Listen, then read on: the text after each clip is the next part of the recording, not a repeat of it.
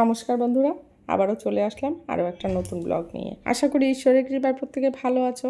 আমিও মোটামুটি ভালোই আছি। করব একটু রাস পূর্ণিমার পুজো, তার জন্য দেখো তোড়জোড় করে তাড়াহুড়ো করে বাজার করে নিয়ে আসলাম। এখন শুরু করে দিয়েছি রান্না বান্না। এদিকে পায়েসটা বসিয়ে দিয়েছি ইন্ডাকশানে, আর এদিক দিয়ে বাদামটা ভেজে নিচ্ছি আমি গ্যাসে। কারণ হলো দেরি হয়ে গেছে, দেখলে বাজার করে আসতেই আমার অনেকটা বেলা হয়ে গেছে, তার জন্য তাড়াহুড়ো করে নিচ্ছি। আর হাজব্যান্ড যেহেতু বাড়ি নেই, তোমরা আগের ব্লগে দেখেছো ও বাইরে গেছে, তার জন্য আমাকেই সব করতে হচ্ছে। আর এদিকে টাইমের মধ্যে পুজোটাও করতে হবে, তার জন্য তাড়াহুড়ো করে সব রেডি করতে। এই দেখো ঠাকুরের জন্য একটু পায়েস করলাম। মিষ্টি দিয়ে পায়েস দিলে নাকি আজকের দিনে খুব ভালো, লক্ষ্মী মায়ের খুব প্রসন্ন হয়, তার জন্য মিছরি আর গুড়ের বাতাসা দিয়ে পায়েসটা করে নিলাম। আর এদিক দিয়ে আমি সবজি টবজি সবই এনেছিলাম, কিন্তু লাবড়া বা পাঁচ তরকারি করার মতো সময় আমার হয়নি, তাই 5 রকম ভাজা আর করেছি খিচুড়ি। আর জানোই দামোদর মাসে নানা রকম সবজি চলে না, অনেক রকম সবজির বীজ আছে, তার জন্য যতটুকু পেরেছি ততটুকু দিয়েই করেছি। তাড়াহুড়ো করে করতে গিয়ে দুদিক দিয়ে করতে গিয়ে সামলাতেই পারছিলাম না, যাই হোক তবু করেছি।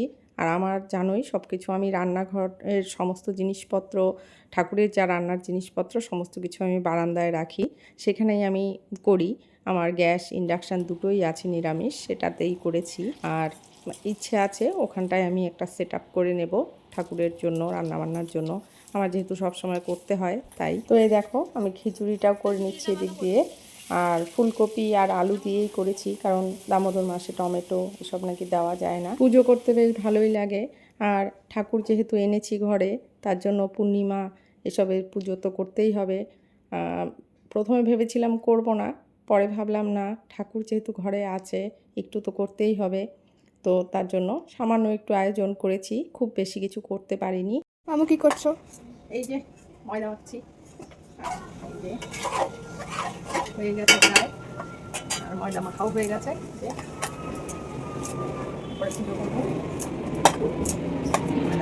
তো এই দিক দিয়ে সব কিছুই হয়ে গেছে, খিচুড়িটা হচ্ছে আর আমি ময়দাটা মেখে নিচ্ছি। আর খিচুড়িটা বসিয়ে দিয়ে আমি রেডিও হয়ে নিয়েছি, কারণ পুজো করতে গেলে দেখবে একটু শাড়ি পরে পুজো না করলে ভালো লাগে না, তাই শাড়ি টাড়ি পরে নিয়েছি। এখন লুচিটা বানিয়ে তারপর পুজোতে বসে যাব। আর আমি সবসময় খিচুড়িতে দুবার ফোড়ন দিই। প্রথমে একবার সব কিছু একটু ভেজে টেজে খিচুড়িটা বসাই, তারপরে লাস্টে নামানোর আগে আমি সমস্ত কিছু মশলা সব কিছু দিয়ে আবার খিচুড়িটা ফোড়ন দিই। আমার মনে হয় এতে খিচুড়ির ফ্লেভারটা খুব সুন্দর আসে এবং খিচুড়িটা খেতেও খুব টেস্টি হয়। এদিক দিয়ে আমার লুচিগুলো বেলা হয়ে গেছে, এখন লুচিটা একটা একটা করে ভেজে নেব। সবই করছি, কিন্তু বড় মেয়েও বাড়ি নেই, ওর বাবাও নেই, তার জন্য বাড়িটা যেন একটু ফাঁকা ফাঁকাই লাগছে। কিন্তু পূর্ণিমা তো আর আজকেই যেহেতু করতে হবে, আর মেয়ে আসতে পারবে না। ওর বাবা থাকলে হয়তো মেয়ের কাছে একটু প্রসাদ নিয়ে যেত, আর আমার দ্বারা সম্ভব না যে পুজো করে তারপর আবার 2 ঘন্টা জার্নি করে যাওয়া। রান্না শেষ, আমিও রেডি হয়ে গেছি। এই দেখো অল্প করে খিচুড়ি করেছি, আর এদিক দিয়ে লুচিগুলো আমার ভাজা হয়ে গেছে। দেখো লুচিটা খুব সুন্দর হয়েছে।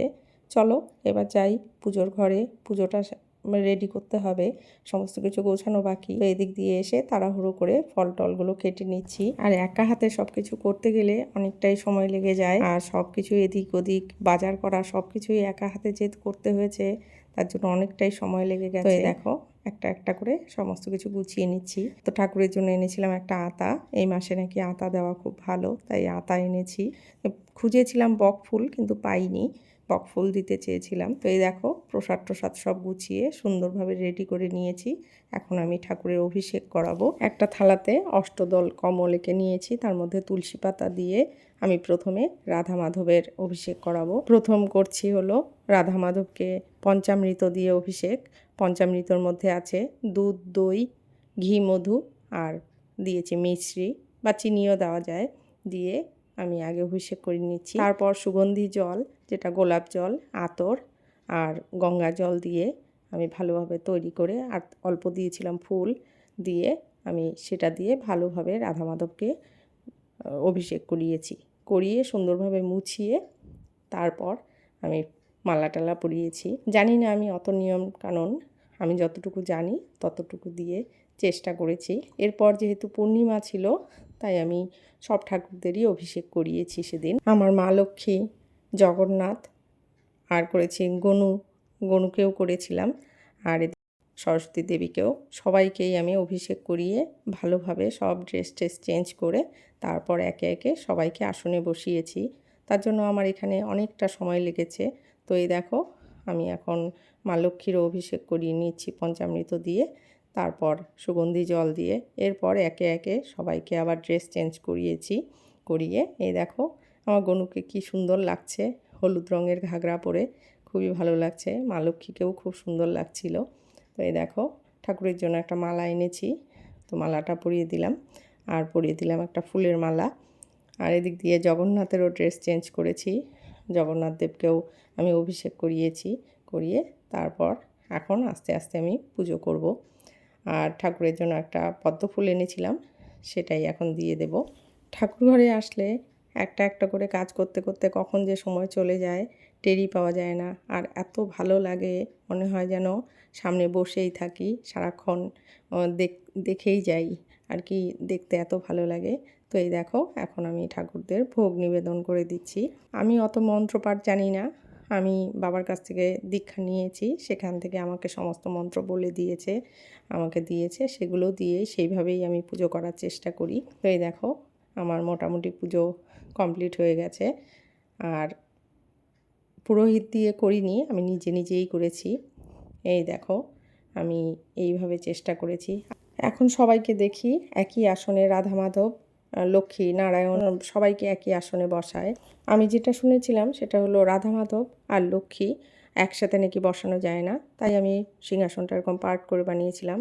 আর গুরুদেবকে নাকি সবসময়ই ঠাকুরের থেকে একটু নিচুতে রাখতে হয়, তাই আমি নিচের আলাদা পার্টে রেখেছি। তো এই দেখো আমি এদিকে আরতি করে নিলাম।